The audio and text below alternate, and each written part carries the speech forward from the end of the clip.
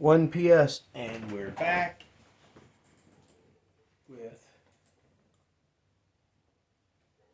gonna make a little blend and talk about a funny story from when I was a kid about a guy smoking a cigar.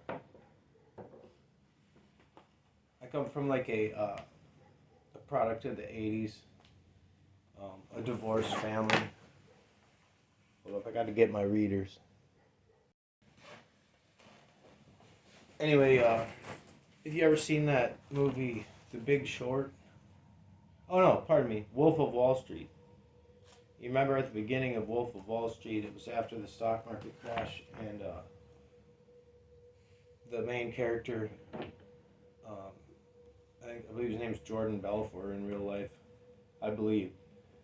Um, he was looking for a job, and his wife found him like a job in the newspaper, and it was like a boiler room type, penny stock type of thing.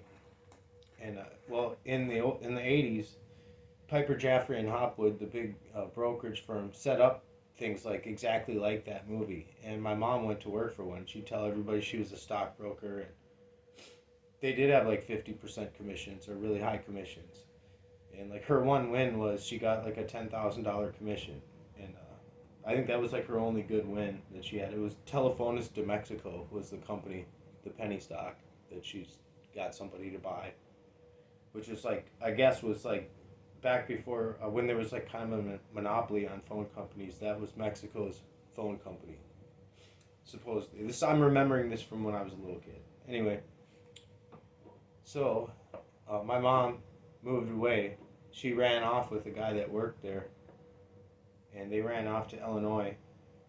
And I used to get forced to go down there and spend the summers with her, and I hated it because I had a life in Minnesota with my friends and stuff, and I would have to go to school all year, and then I'd have to miss out on summer, and I'd come back, and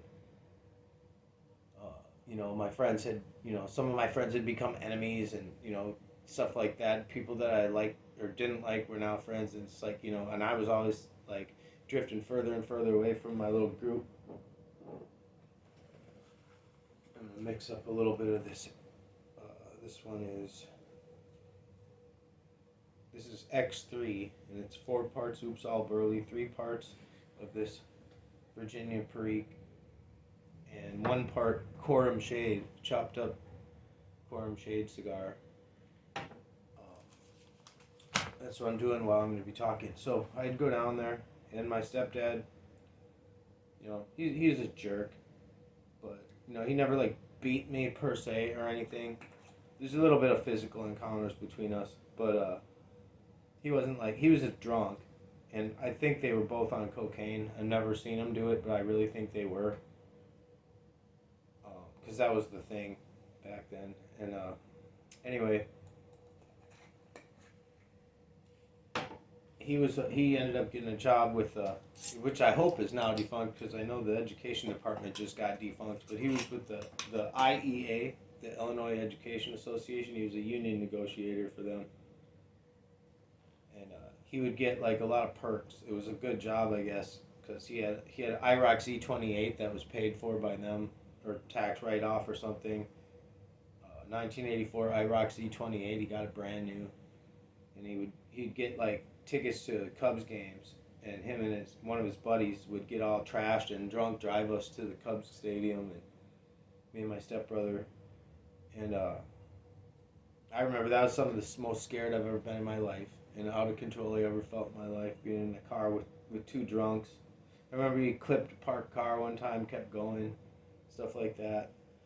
And one day we went to a Cubs game, and I didn't even like baseball, and like this, none of this was fun. This sounds like, oh, you're a spoiled little brat. You got to go to Cubs games, and you didn't even enjoy it. But like the whole time I was just nervous. I was just nervous. I felt like I was like a little kid all by myself in a baseball stadium with like no adults, no actual adult supervision. But one day we were at the Cubs game, and there's a guy sitting like just over my right shoulder by himself, and this is a Chicago guy, like a mofo. This is like, picture like the Bears, like one of those kind of guys. He had on like a sport coat with no tie, which I think that look is kind of cool. I don't like ties. It seems to me like it's a leash around your neck. But he had a sport coat with no tie.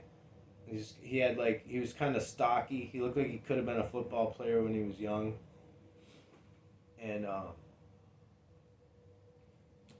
he's just sitting there. He had some sunglasses on. He had a big mustache, and he's smoking a big fat cigar, like a 60 ring gauge, big fat cigar, just sitting there enjoying himself, watching a baseball game, smoking a cigar. He probably had some money on it. He looked like that kind of guy. He's sitting there, and then right down in front of us, in the row in front of us, there's some people that, and I say this having been called this and considered this most of my life. These people were white trash. Okay, that I'm just saying that to expedite this story because I've already rambled quite a bit more than I meant to when I started telling this. I'm not even getting to the funny part yet.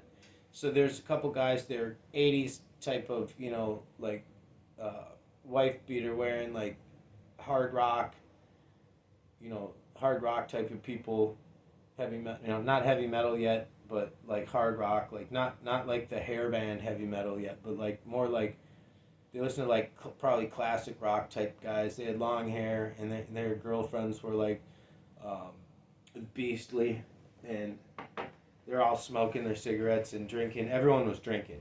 Everybody was drinking, except for the guy smoking the cigar. He wasn't really drinking. He might have had a beer, but he didn't seem like he was. He was minding his own business.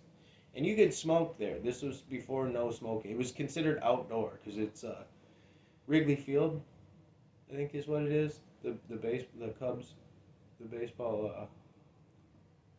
baseball stadium for the Cubs, and I don't even remember who they were playing or who won. But this one guy who was sitting in front, he's a really scrawny guy with a mullet. And he was just, the whole time, he was trash. And he was just running his mouth. He was, like, swearing and yelling. And it was entertaining. Me and my stepbrother were laughing at him, because he was funny. Funny, like, laughing at him, not with him. And at one point, he turns around and he looks at that guy. This guy. This is like a guy you kind of wouldn't want to mess with, And if I saw a guy just like that right now, I wouldn't mess with him. I wouldn't really want to. I kind of, don't have any reason to want to, but he looks at this guy and he goes, God, does that Stogie stink? And the guy just looks at him, doesn't say a word, just starts looking at him.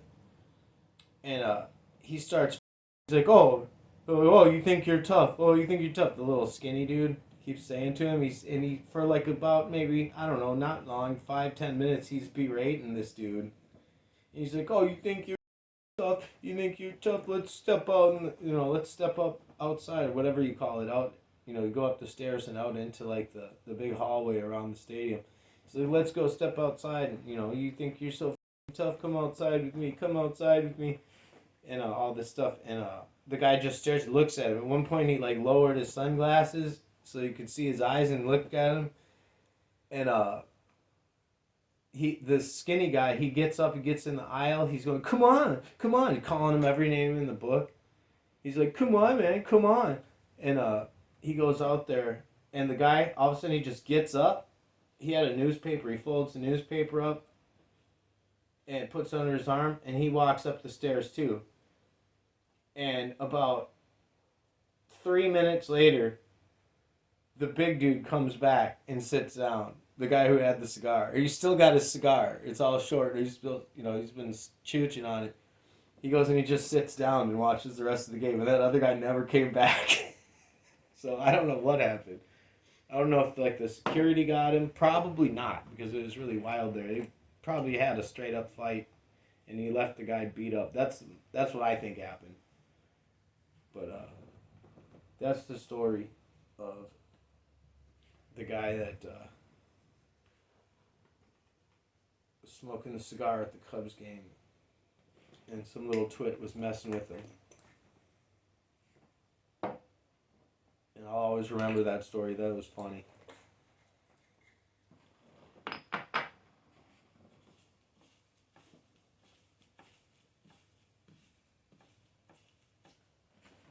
One PS out.